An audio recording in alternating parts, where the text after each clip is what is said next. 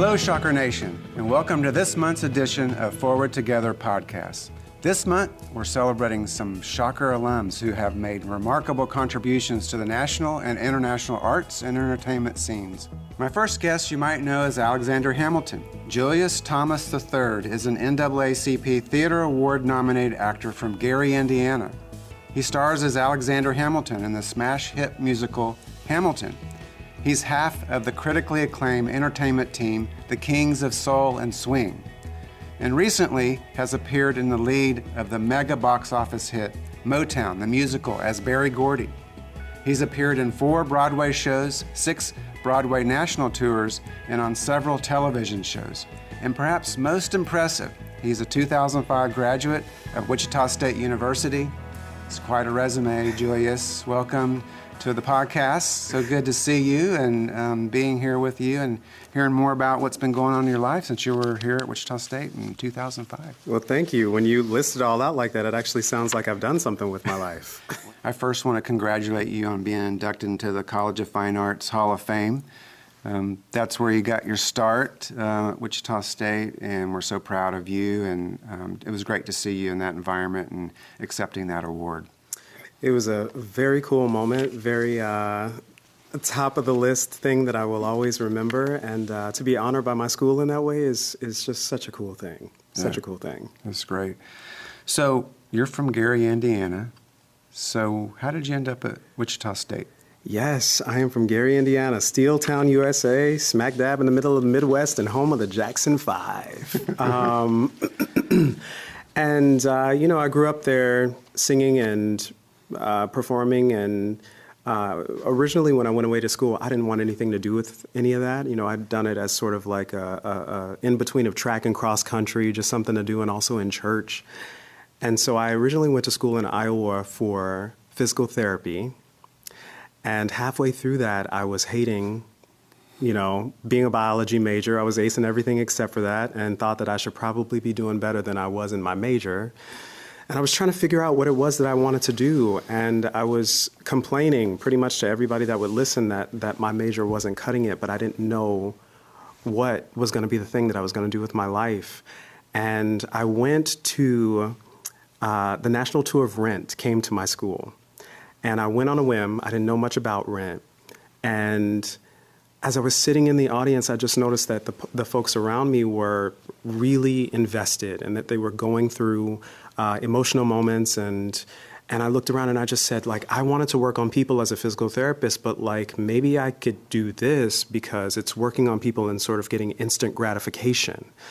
So next semester, I signed up for the National Student Exchange and moved halfway across the country and started my career here at WSU, and I have nothing but good things have come from it. So now you just mentioned the Broadway show Rent. When I was in New York for a meeting back in I think it was 1996 when that show opened, I saw the original Broadway cast, and Jonathan Larson, who wrote that show, he unfortunately died right before it opened on Broadway. Yeah. I used his story because he had had a cardiomyopathy, an aortic condition, that I used in my classes, because I started in healthcare and taught cardiopulmonary medicine and that sort of thing. So I've never forgotten that show, and I think it's interesting how that intersected with you as well and made an impact on you too. Yeah, it's affected both of us for the better, it seems like. Yeah, so tell me about your time here at Wichita State, some memorable moments, what that education here at Wichita State did for you and where you are today. Yeah. So I think the big thing that was a difference for me and what I was missing at my first university that I love was that I felt like one in a crowd. And when I got to Wichita State, I definitely felt and was given the individual help and the individual very specific attention to the things that I needed, especially as an artist and one who was starting 2.5 years later than everybody else.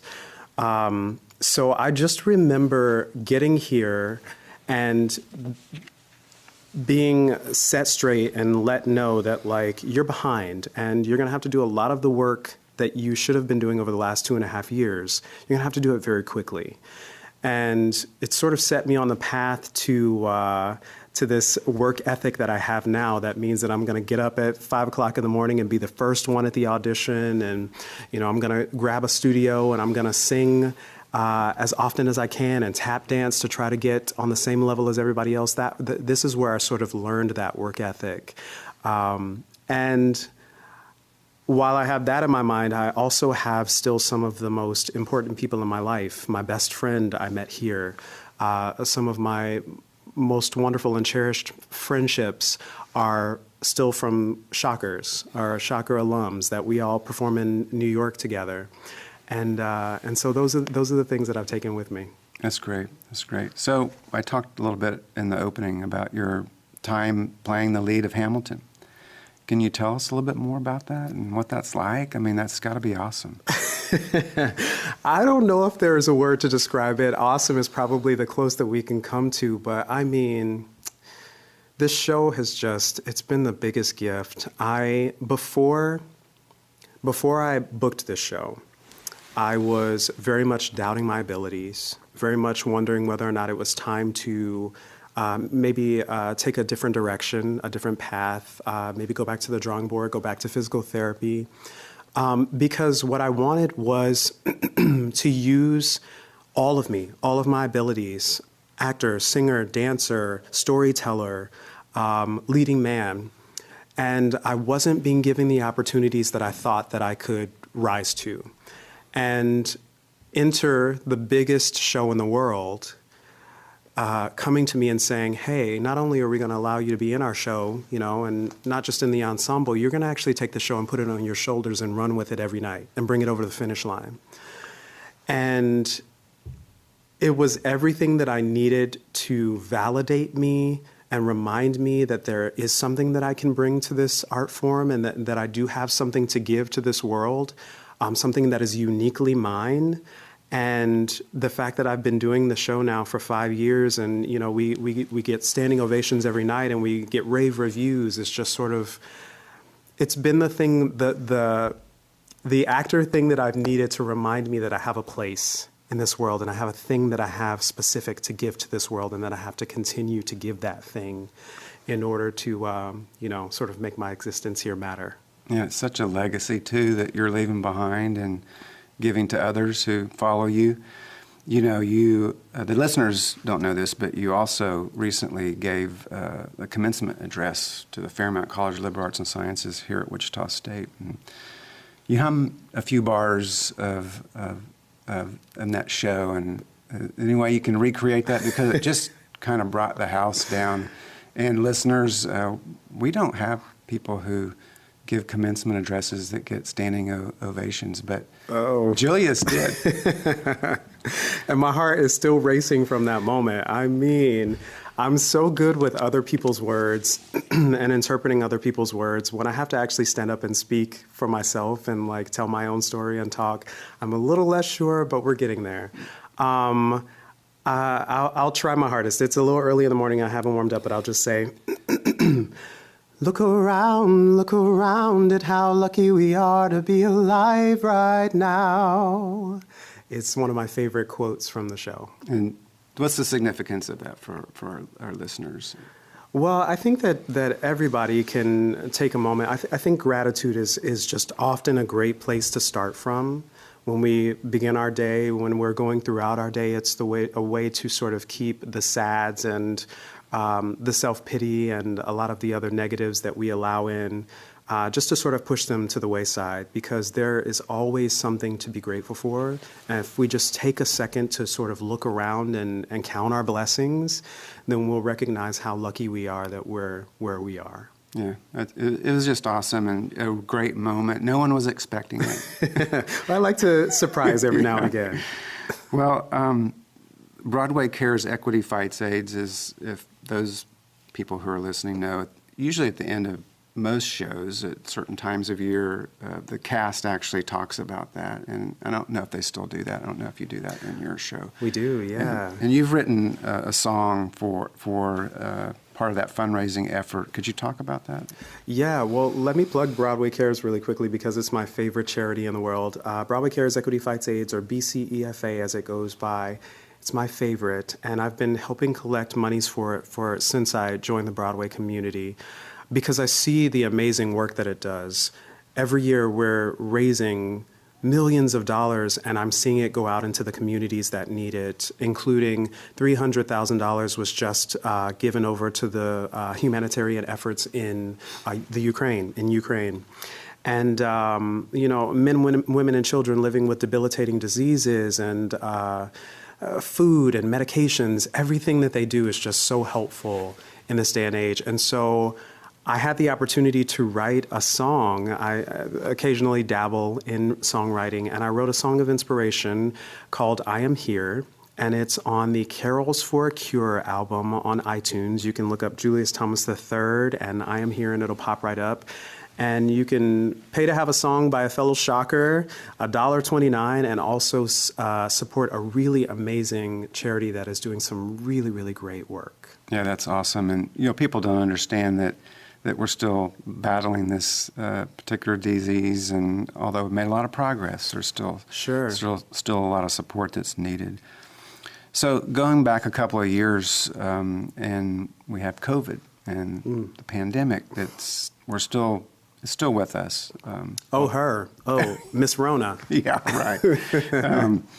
So what did you do during that time? Because we know that Broadway basically shut down, shows across the country shut down. How did you spend your time? Well, the philosophical answer to that question is I learned a lot more about myself. The practical answer to that question is I got to work figuring out how to carve a living out when there's no theater, when there's no producer handing me a contract. I really had to go back to put my nose to the grindstone and really remember who I am and remember my work ethic and figure out how do I make a living doing what it is that the only thing that I'm trained to do during a time where we're not doing that, in gathering en masse. I mean, my business is people and gathering in rooms with people, and that's exactly what we couldn't do. So I began to farm myself out I created concerts, virtual moments. I found financial people who still needed to entertain their clients, companies that were looking to find online ways to entertain their clients and their constituents. And I just offered up my services. I said, you've got a guy here who's played Alexander Hamilton. That's the buzzword of the day. Hamilton the musical is the buzzword. And I'll put on an event for you, and you fund my living for the next, foreseeable future.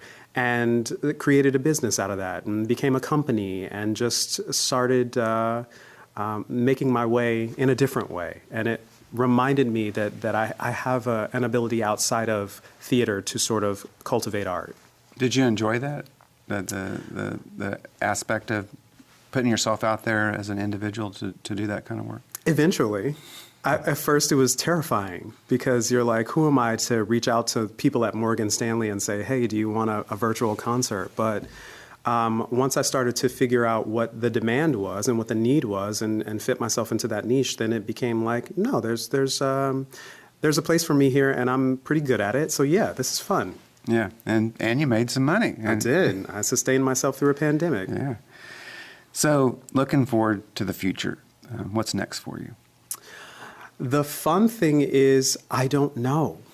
My plans have never been big enough for the things that have happened in my life. All I ever wanted to do was to make good art and to make a reasonable living doing that so that I didn't have to rely on my parents or anything else like that. And every time I turn around, we're far exceeding that. I'm now the lead in the biggest musical in the world, and I never would have foreseen anything like that.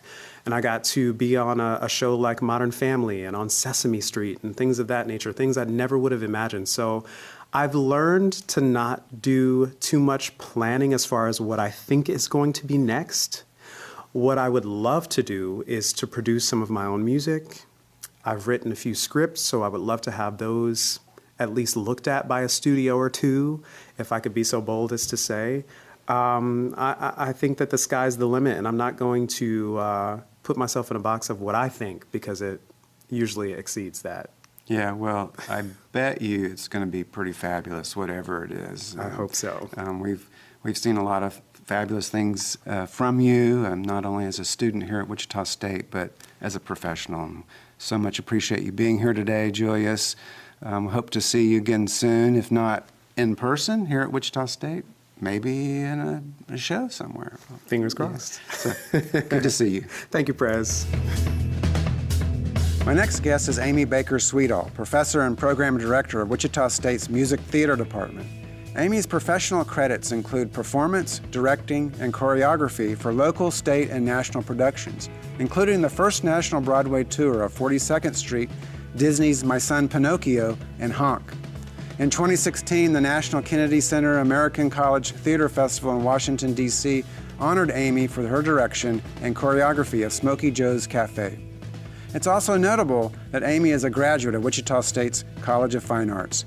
Hi, Amy. It's so good to see you. Thank you for joining the podcast today. Of course. It's so good to see you. Thanks for having me. Well, we have a great lineup today. Of course, you're one of them. Julius Thomas III, he was one of our graduates, our alums. Can you talk briefly about him and how you've seen him grow over the last number of years? I would love to talk about Julius Thomas III. He is so beloved to the School of Performing Arts. I mostly know Julius through the also beloved Linda Starkey, who retired last December. He was her student. And so then when I came on at WSU, she and I would travel to New York and go see Broadway shows. And so we would always see Julius in his shows. And just to see the way she and Julius would interact after the shows was so special. You know, and I was a new professor then, and I remember being like, oh, I want that kind of relationship with my students. And then Julius, he's so grateful. He's so grateful for what WSU has given him, and he's really good about saying that, but he's also really good about showing it. He comes back all the time, and he works with our students in the School of Performing Arts. He works with our musical theater students, and everything from like a master class to just a Q&A about how in the world to navigate this crazy business. And well, I mean, the highlight was last spring when he was our commencement speaker, and everyone got to know Julius Thomas. Yeah, that was great. You just talked about this crazy business that Julius and you are in, probably not a crazy business, just a demanding business, a business that has a lot of expectations. Yeah. And in your own right, you have been on the stage, the world stage, Kansas stages, university stages, Wichita State stages. Tell us more about your journey and what brought you to Wichita State as a professor. Well, like you said, like you alluded to, I was a student here. So I'm very proud to be part of the first group of music theater students at WSU.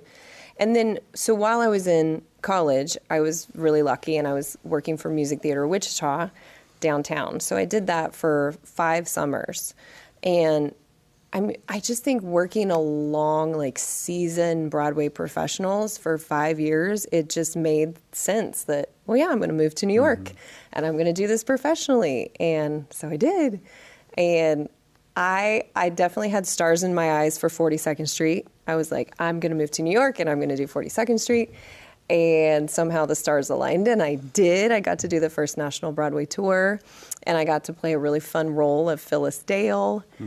And then, well, and I got to see the country because, I mean, we went all over the U.S. and Canada. So that developed my love of travel.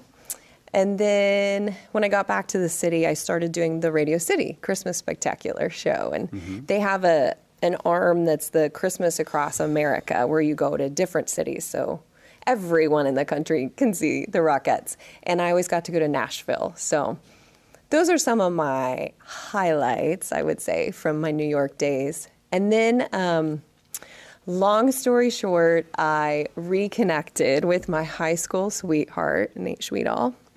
hence my funny last name, and came back to Wichita and ran into, of course, all my favorite people, and the job had opened up, and here I am. Yeah. We were talking off mic earlier about being a performer and being on stage and just the anxiety around that. We were talking about, well, what's that like here on a podcast? Certainly not as nerve-wracking as being a performer where there's expectations. Can you tell us a little bit more about how you've dealt with that, how you help students deal with that? Yeah, that's a great question. I actually suffered from terrible nerves, and I think if you know me, you're like, yeah, whatever, because I don't know a stranger. I'll talk to anyone, and I'll ask them how their mom, their dog, their brother, sister, is doing. But I have really bad stage fright. I always did. But now as a teacher, as a professor, I think it's a gift that I struggled so much with that because my students do. And we can really talk about it. And I've developed so many different little methods and little exercises to help them deal with that. And deal with it in a really safe space, the classroom. Yeah. And then honestly, it's going to sound silly, but so in 2014, I got to perform again with Music Theater of Wichita. They did 42nd Street, and of course I can't stay away from that show. And I got to play Anytime Annie, my dream role. And I think I had more nerves than ever. Because now I'm this professor of musical theater. I'm supposed to know what I'm doing. I'm not, I can't mess up. I'm in Wichita. I can't mess up. Yeah. And so I think my nerves were probably the worst then. But I gotta tell you, what I do, it's crazy, but it works. I picture Fred VanVleet at the top of the key in those final four games, and I just think if that 20-year-old man can handle that kind of pressure, I can do this. I got this. But I think it's funny. That's what I picture. Fred VanVleet at the top of the key. So we need to see what Fred says, how he handles his nerves. Maybe he's got Amy Baker. Yeah. Yeah. There's your next podcast. Right, yeah, Fred exactly. VanVleet. And, Ron Baker's in town. Yeah. I like to joke that we're related, so. Right, yeah, okay. Duh, didn't even think about that with Baker, yeah. I always remember Schwiethale, so. Thank you. My husband thanks you for that. So what are some of the upcoming performances for Wichita State's Music Theater Department? I'm so excited. Okay, so the answer is the Fox Sisters, September 29th through October 1st.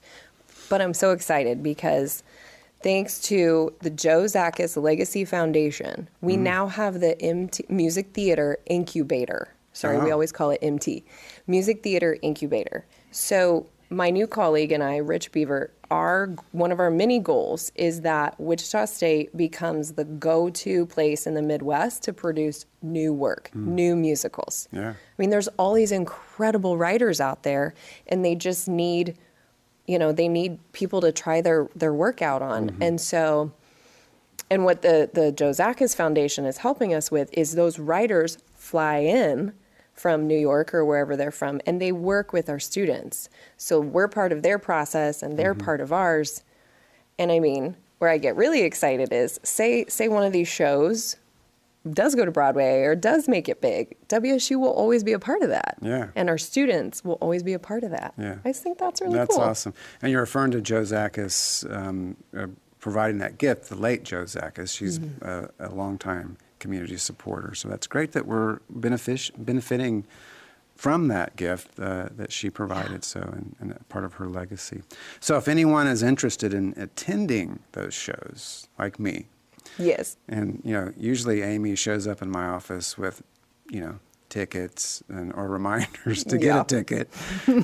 You can purchase those tickets at wichita.edu/the-arts-box-office, wichita.edu/fine-arts-box-office. Yes. Yeah, you're looking at me like, no, that's not right. That doesn't sound right. Yeah. We're also doing Pippin, February 23rd through the 26th. And that was Julius's show.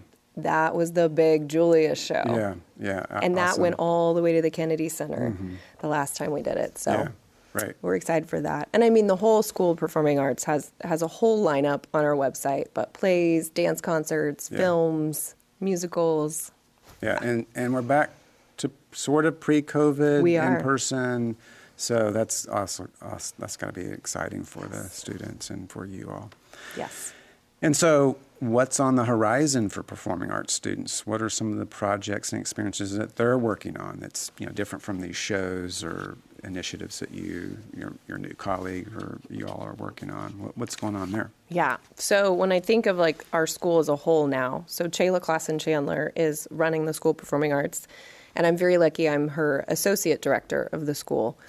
And I think what comes to mind is that we're really focusing on building community this year, like genuinely.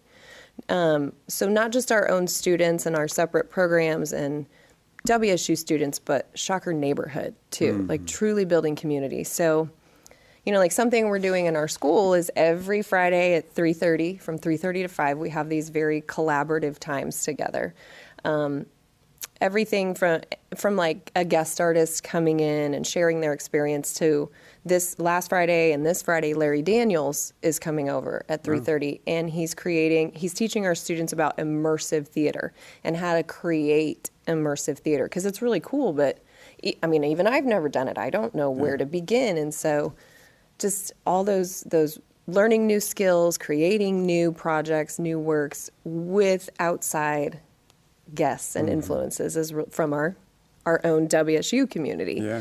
And then I think even bigger picture, Shocker neighborhood community. So for all our shows that we were kind of talking about earlier, all the plays, all the musicals, the dance concerts, we've added a student show, like K through 12, depending on the material, what ages are right.